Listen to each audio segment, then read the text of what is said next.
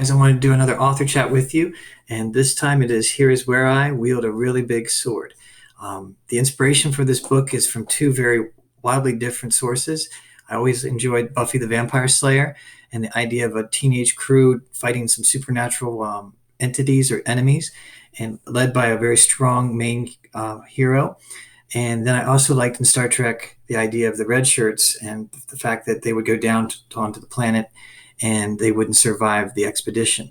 So I thought, what if we had the main character, who's the Buffy character, but it's a male lead, who at the very beginning of the chapters dies, and one of the side characters, who would normally you would think would be a red shirt or just a wallflower kind of character, has to step into that person's shoes. And so that's where this concept for this story came from.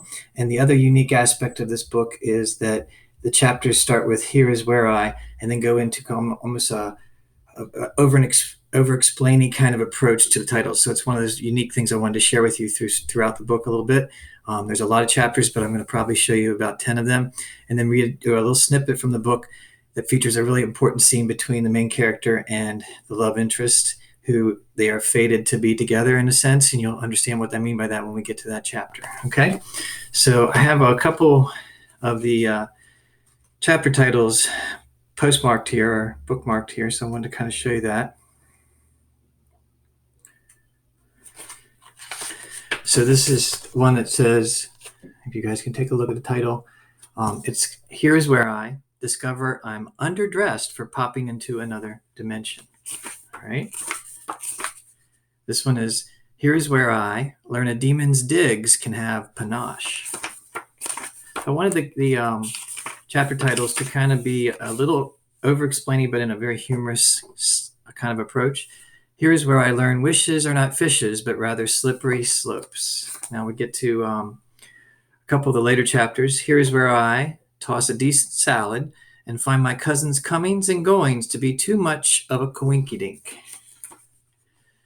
"Here is where I wrestle with maize, M-A-I-Z-E, bent on mayhem, and get a real earful." Now, of course, I didn't spell it out in the chapter, but I knew that you might get it confused with a regular maize. "Here is where I wind up covered in cream corn and attempt to hide that I'm more frightened than I let on."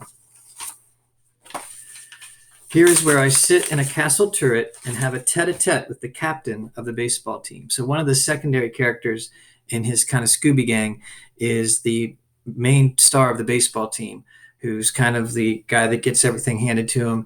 But there's a lot of depth to this character. He's not just a snobby, shallow kind of character. He's actually really looks out for Gideon in this story. All right.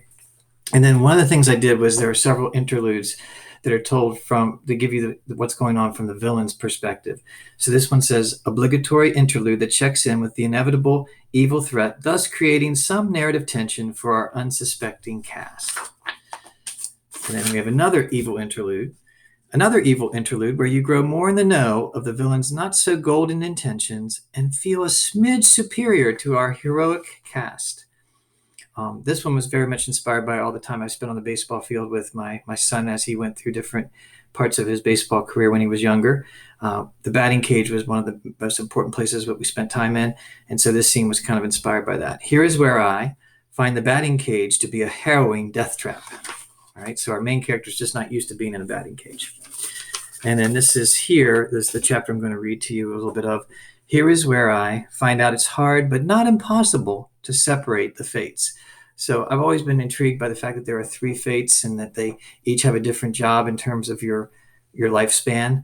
And I did a little bit of research on the different fates, and the one that ends up being his love interest is Clotho. And here's just the first page of this chapter. "Clotho, the spinner of the thread. She's much prettier than I imagined. What little information is out there about the fates always depicts them as wrinkled hags, sometimes having snakes for hair. Her blonde, shoulder-length curly hair doesn't consist of vipers.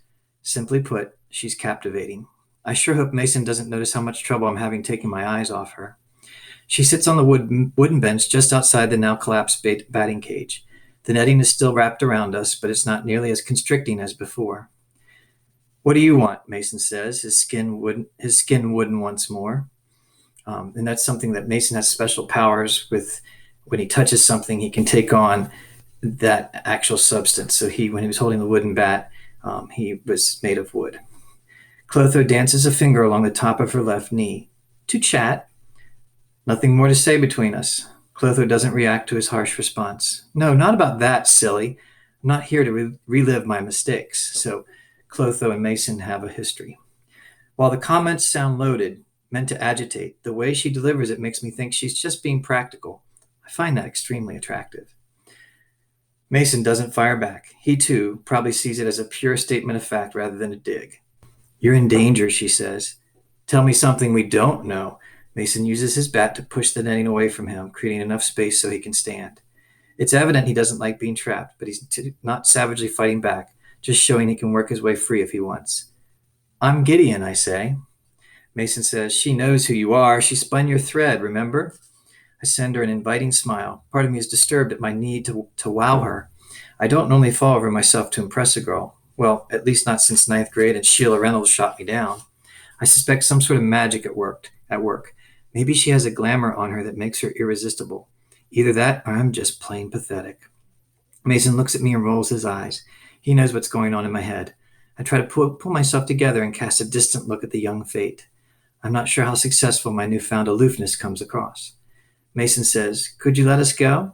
Clotho stands and dusts herself off. Sorry, just having a little fun. She points an index finger at the netting and swirls it around several times. The netting slips free of each of us and properly moors itself again to the cage's framework, which has also reconfigured itself with surprising speed. Mason exits the cage and I follow. He sits on the bench a few feet away from his ex. Scott's gone, but you know that already. Gideon here is fresh meat. New kid on the magical block. Someone wants his ripe magic, but we haven't figured out who exactly. I'm sure you already know all that, too. Clotho nods. I know who you face, but I can't speak of that. Makes sense. If the Fates went around sharing details on what comes next, it would really mess things up. I humorously wonder if Clotho and her sisters have to sign an NDA. Mason says, talking in circles and revealing nothing is certainly playing to your strengths. This comment ruffles her. She squints at him. Even her harsh looks are adorable. I shake my head to clear my thoughts. Yep, definitely some sort of magic at work here. It's not like me to lose my head around a girl. You keep telling yourself that, Gideon. Maybe one day it'll ring true. I may not be able to tell you anything precise, but I can tell you about what happened to my sister. What? Did Lachesis get herself tangled up in some threads? Atropos drop her shears on her foot? Sarcasm is not becoming on Mason. Atropos is gone. Mason's jaw drops as he gives his ex a wide-eyed look. She's gone, and Lachesis and I don't know why. She hangs her head in shame. We aren't able to hold our own threads, examine our fates. We have no idea where she is. So one of the fates is missing. And I do want to let you see the last two chapters or last three things that are chapter titles to look at. And there's like over 40 chapters here. It's only fair to have another sinister interlude that checks in with our evil foil to get his take on the confrontation with Gideon and see if his machinations are proceeding apace. And yet another sinister interlude where we get the lowdown on our foe and ratchet up the already heightened stakes and not those of the grilling variety. And finally, this is not an evil interlude, but here is where I learn that fighting's hard and heads other than my own will roll, or at least bounce. So maybe there's some decapitation going on, but in a humorous way. Anyway, the other thing that's interesting about this is it tells a complete story.